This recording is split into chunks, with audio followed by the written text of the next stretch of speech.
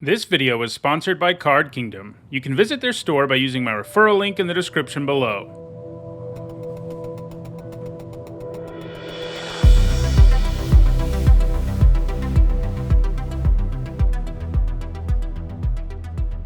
Hi everyone, I'm Nizzanotes, and today is Saturday. That means it's time for Nizzanotes, my weekly vlog series about limited Magic. We're in the very early stages of a new format in March of the Machine. My set review just concluded earlier this week, and I've drafted the format a few times during the early access event. And as usual, during this very first video after a format has been fully revealed, I'm going to give my picks for the best commons and uncommons in the set in this very early stage of the format. It's sort of a Cliff's Notes version of my set review, where I review every single card. That's a lot of video though, and if you don't have that kind of time, this is a much shorter video that will introduce you to some of the most important cards in the set. So let's dive in with my picks for the 3 best commons and the best uncommon in each color. As usual, I'll start with white, and the 3rd best white common, I think, is Knight of New Coalition, this 4-mana 2/2 Vigilance that makes another 2/2 with Vigilance. This sort of raid is always pretty good, even when the cards don't have Vigilance, even when these cards don't have a useful creature type, even when a format doesn't have flicker things going on. But this format really has all of those things in it, and so the fact that this makes these 2 bodies for you is extra good in a world of, a blue-white deck being a Knight deck. It's the kind of common that, just because it makes 2 bodies, does a pretty good job of helping you stabilize in more situations than most commons can. And it checks a bunch of synergy boxes too. I think white's 2nd best common is Alabaster Host's Intercessor. This is this 6-mana Fiend Hunter. It comes into play and exiles something until the Intercessor leaves the battlefield. That already would be a pretty good card that might have made this list anyway, but maybe it would have been number 3.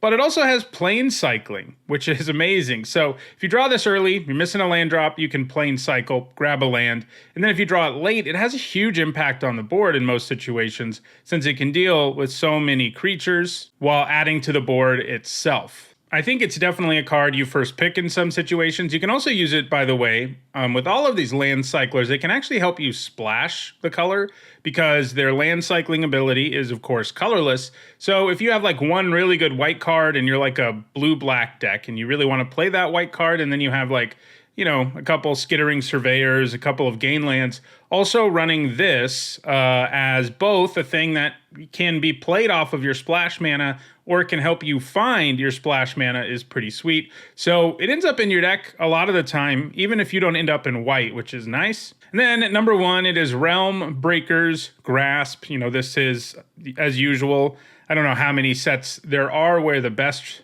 white common is the pacifism effect for the set. It seems like a lot, and that's true here. It's a good removal spell, really efficiently deals with things. It isn't this all-powerful removal spell either. It has its problems. It leaves the creature on the battlefield, and if it has static abilities, that can be a problem. If your opponent has ways to sacrifice or blink it or return it to their hand, that's not good. But the efficiency is still worth it. You're usually going to get some value before your opponent can do any of those things anyway. And then I think white's best uncommon is Seal from Existence. This is an Oblivion Ring effect, and this one comes with Ward 2, which is great. Your opponent being able to blow up your enchantment, Oblivion Ring type enchantment is a bummer, and it does happen. But this makes it harder, and I think that's hugely important.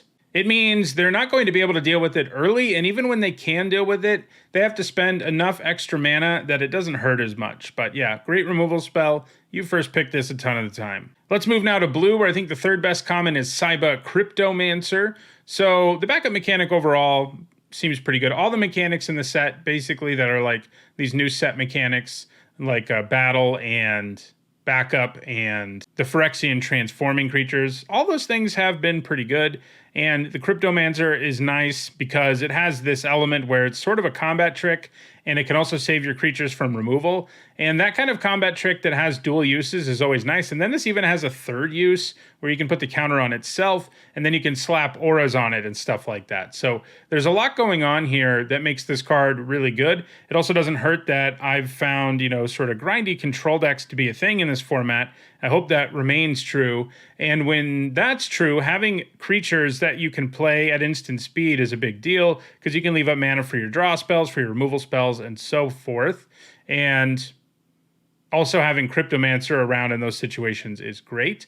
I don't think it's something you first pick, but it is a nice blue common. I think blue's second best common is Order of the Mirror. You know, this is one of those transforming cards. It starts as a 2-mana 2/1, which isn't especially good, but you can transform it on turn 3, and this 3/3 that gives things -1/-1 when it's blocked, it is incredibly hard for your opponent to effectively block for a huge chunk of the game, especially if you can put counters on it, especially if you have tricks and things.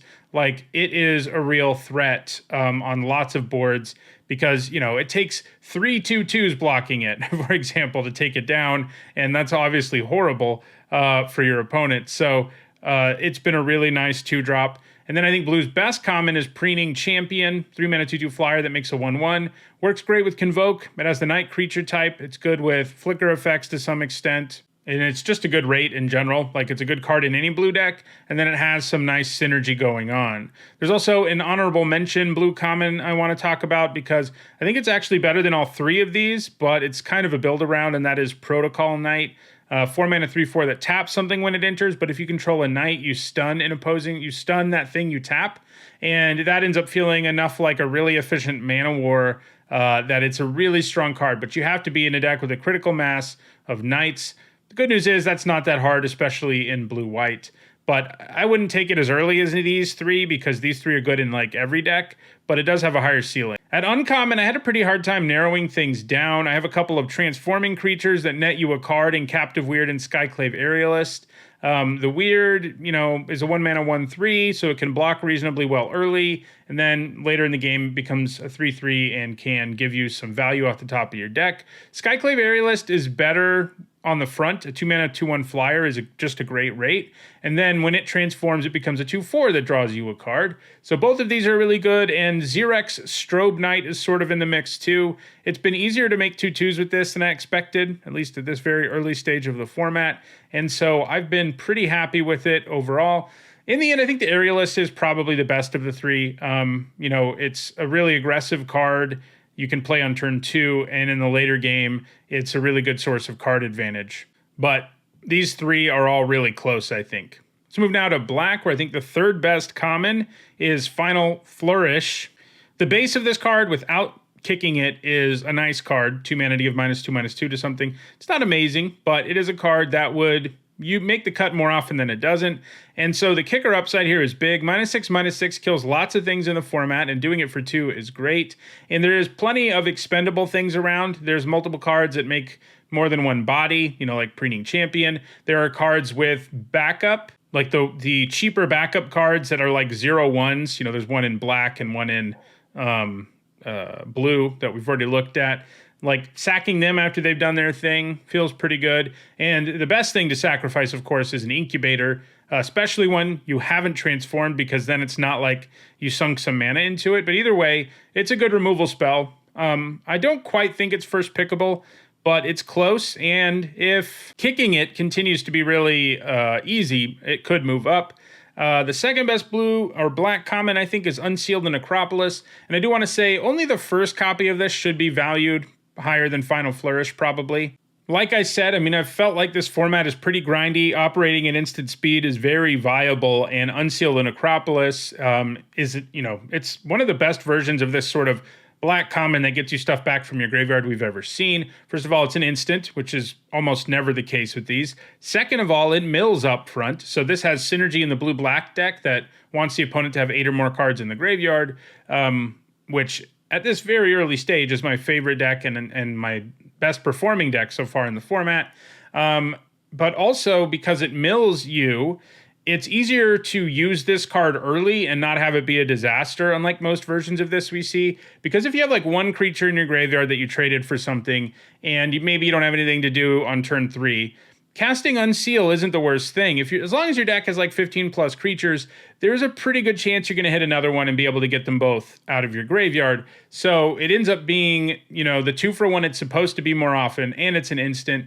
And casting something like this that doesn't add to the board, and then being able to get the value out of the 2-for-1 are all things that seem doable in the format. So I do still think you don't want more than one, but this is less bad in multiples than most versions, largely because of the mill effect it has. And then black's best common, and it's not particularly close, is Deadly Derision. 4 mana, instant speed, kill a thing, make a treasure is great. Not only does this give you a removal spell that can help you splash and ramp, it also gives you a removal spell that makes an expendable token that's good with things like Final Flourish and other sacrifice outlets. And black's best uncommon is Collective Nightmare. 3 mana for -3/-3 would already be great. Adding Convoke to the mix is a big deal. I don't love how many instants there are in this format with Convoke. I think it makes for frustrating play, especially for people who are more casual players who may not know every card in this set. And it's also, even if you're experienced, it can be frustrating because having to account for a wider variety of spells when your opponent is tapped out is a pretty big ask. Like, it's a kind of a pain, but you have to do it in this format. I wish they'd either only had like 1 or 2 instants or none, just put Convoke on permanents that can only be played at sorcery speed. I would have been down with that. But there's this is just a number off the top of my head. It's probably not right, but it feels like there's like 10, instants at common and uncommon that have Convoke. There are definitely a lot of them. And so, I'm sort of ranting here, but the reason I'm saying this is that's part of what makes Collective Nightmare so good. You can be tapped out and cast this thing, and that is really powerful. It is interesting. I think Deadly Derision and Collective Nightmare are very close. I think maybe the Convoke angle on Collective Nightmare gives it the edge, but it can't actually kill as many things, and it doesn't make a treasure, and Deadly Derision costs 1 more, can kill everything, it doesn't have Convoke, and gives you a treasure. So both of these are really good, and it'll be interesting to see when we have more data on 17 lands, which is better in terms of win rate, because I think it's going to be close. Let's move now to red, where I think the third best common is Onake Javelineer. 5 mana, 5/4 reach that can tap and do 2 to your opponent is a pretty real threat. In most games, that's not something your opponent can just ignore. It is a real problem. It really pressures them. And then you add in the fact that this can also hit battles, and you're talking about a pretty nice common, one that, defeating battles is great.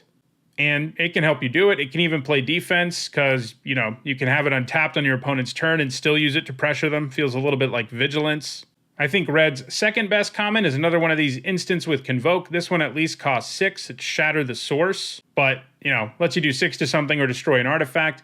Usually this sort of 6 mana removal spell in red at common isn't very good, but adding Convoke here means you can cast this in a lot more situations and actually get pretty good tempo off of casting it. And then I think red's best common, and this is another one that's not particularly close, is Volcanic Spike. 2 mana to do 3 damage to a creature or battle, and that card selection effect tacked onto it is amazing. If you have a land in your hand and you could just put it on the bottom and draw a new card, it's not quite a 2-for-1, but the card selection is powerful to have around all game long, and it can kill things all game long. So it's a great common. You're definitely happy to first pick Volcanic Spike, a little less happy to first pick these other 2 cards. And I think red's best uncommon is Kenra Spell Spear. This card just has so much going on and is so insanely efficient. Like 2 mana, 2/2 prowess, already a card you play basically always, especially in red decks and limited. And then this has Trample, and then it has the ability to transform into a really powerful spell payoff creature that has double prowess, it gains ward. It is a problem for your opponent. In many situations, they just can't block it, or if they do, they get wrecked because just like one random spell buffs it +2/+2, which is crazy. If it's a combat trick, it's even bigger. So this is just crazy efficient for what it is and can be a 2-drop that can just make your opponent lose the game if they don't have an answer. Stoke the Flames was in the running here too. I think both of these uncommons are really, really good uncommons that you first pick over a lot of rares and mythics in the set. Stoke is another potentially free removal spell, but is great even without Convoke. But in the end, I think Spell Spear is the better uncommon.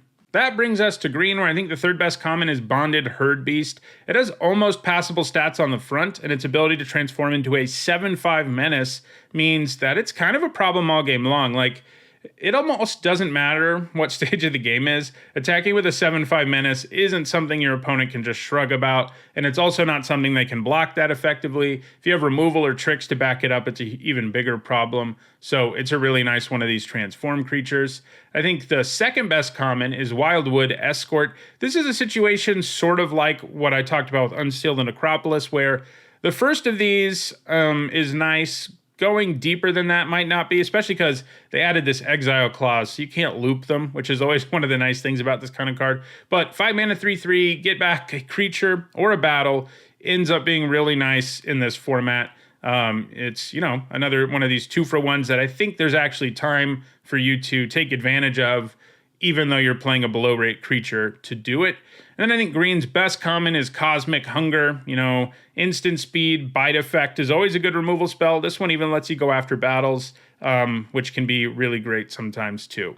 And the best green uncommon, I think, is Tandem Takedown. This is, you know, it costs 1 more mana than Cosmic Hunger, but it's also way better. You know, it gives +1/+0 to 2 things and lets you use those things to fight one thing, so you can take down much bigger things than you can with Wildwood Escort. Sometimes the +1/+0 can act as a combat trick too. If blocks go a certain way for you, then it feels truly absurd, and of course it can also go after battles. Speaking of battles, you may have noticed I didn't have any here. It's not that I don't like battles, I definitely do. I think most of them are, you know, solid or better. It's just that in terms, you know, they only show up at uncommon and rare and mythic. So, you know, they would have shown up if some of them were common, they would have easily been on the common list. But I do think, you know, when we're talking about the best one uncommon in each color, I do think all the battles are beat out by these like crazy efficient creatures or powerful premium removal spells. But I do like battles a lot. If you've watched my first couple of draft videos, you know that, you know, I value them and that they've been really good, but they didn't quite make it here. So let's do a crack-a-pack, our first crack-a-pack of the format. This is where I'm going to show you a pack one, pick one situation, talk about how I feel about all the cards in the pack right now, and then tell you what I want to first pick. Our first common is Tranquil Cove. These gain lands are nice, but you definitely don't take them with the first pick. Pyretic Prankster is next. It was sort of on the edge of making third best common in the video, the earlier part of this video. You know, it's a 2 mana 2/1 that transforms into a 3/3 that makes your opponent sack something. In the end, there are enough situations where the make your opponent sack something isn't that good that I decided not to include it, but it is another one of these really good 2-drop transforming creatures. Obviously, we would take it over Tranquil Cove. We have Invasion of Kaladesh next. I do like this one. It makes you a 1/1 Thopter up front, and then it has 4 defense, and if you can attack it down, you get a vehicle with crew 1 that is a star 4 and has power equal to the number of artifacts you control. At worst, it'll be a 1/4. Sometimes it's a 2/4. I don't think this Invasion is like one of the super incredible ones at common and at uncommon rather, but it is pretty good, and obviously I would take it over Prankster. The thing about it that makes it a little less exciting than some of the others is the reward you get in the end. I think what it gives you up front is close enough to on rate that it feels fine, but the fact that this format, especially in blue-red, doesn't just have like artifacts everywhere, does mean that the vehicle usually caps out around 2 or 3 power, which is fine, but doesn't make it feel like this crazy payoff that some of them have. Still, it is what we take. Our Multiverse Legends card here is Rayav Master Smith.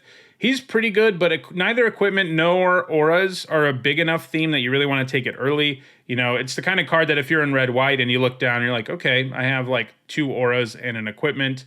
Then you play him and you take him and you're happy, but I don't think you take him with a high pick. Next up, we have Alabaster Host Intercessor. So we just saw this. I had it as white's second best common, and I definitely think it is. And I think I would take it over everything we've seen so far. Partly, you know, the plane cycling angle means if I want to splash white, it ends up being a card I can run. But also, if I am white, it's just a great card anyway. So it is what I would take here over the Invasion.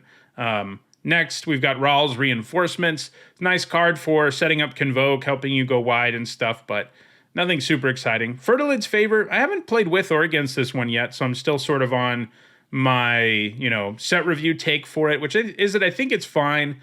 You know, I do think the format's slow enough that ramping is better, and the fact this actually adds to the board is nice, but I wouldn't take it over Intercessor basically ever. Red Cap Heel Slashers next. This is another pretty good red common that could have been third, you know, giving first strike to something and putting a counter on it, and then, or being a 4 mana 3/4 with first strike makes for a pretty good card. The next common is Serpent Blade Assailant, which is a it's a solid common. And this is another one, you know, Death Touch is always nice, especially because green has, you know, 2 bite effects, one at common and one at uncommon. There's a battle that fights, and all of these things make your Death Touch things better, and it does make something harder to block for a turn or whatever.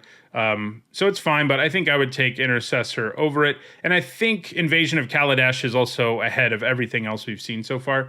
Next up, we have Golden Scale Aeronaut. You know, this isn't the most efficient of these backup creatures, but it's another solid one.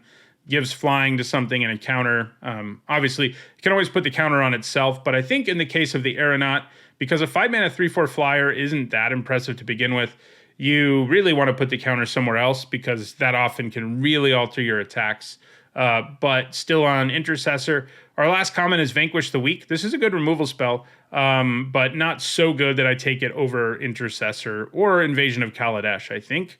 So the order's kind of weird here. We already had, you know, one of our uncommons was a battle, so we only have 2 other uncommons. One of them is Scornblade Berserker. I did have a deck with 3 of them that did really well, and they definitely played a big role because I could cast them early, cash them in later. I could use them to buff other creatures. You know, I don't think I'm going to see situations where this thing is wheeling as much as I saw during the early access event. But it's, you know, lately they've done a really good job, I think, of designing 1-drops that actually matter, because there was a time where they just didn't, and it was only like 5 years ago. But now 1-drops often give you, you know, so much. They have all these little things going on that really add up, and I think this is another one of those. Still take Intercessor over it. We have Phyrexian Censor next. This is solid. You know, it's a 3-mana 3/3. If you're in black-white especially, you can make the effect pretty close to one-sided. But I think we're still on Intercessor. It's just a great common.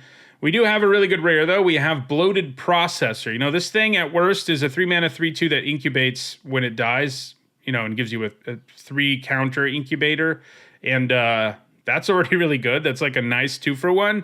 But then it has this ability to sacrifice Phyrexians to gain counters, which in turn also means that when you find your Bloated Processor dying, you end up with an even bigger incubator. It's a free sack effect too, so it's a real nightmare for your opponent. And I think we do end up taking the rare here. So far, in this very early going, the format does feel very princely. You know, in my set review, I gave out maybe more A's than I have ever, and certainly in a very long time.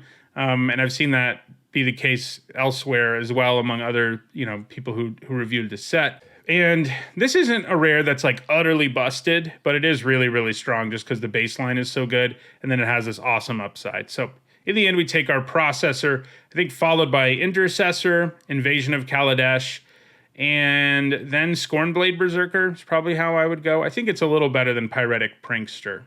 All right, so that will do it for this edition of Nizzanotes. Next week, I'll be back, you know, once I have a much larger sample size to draw from. I'll be back to talk about some of the early over and underperformers in the set. If you enjoyed this video, please like it and share it. If you want to catch future videos, don't forget to subscribe. If you want to check out my set review or other limited videos, like the first couple of draft videos that are already up, you should see them on your screen shortly. Thanks for watching.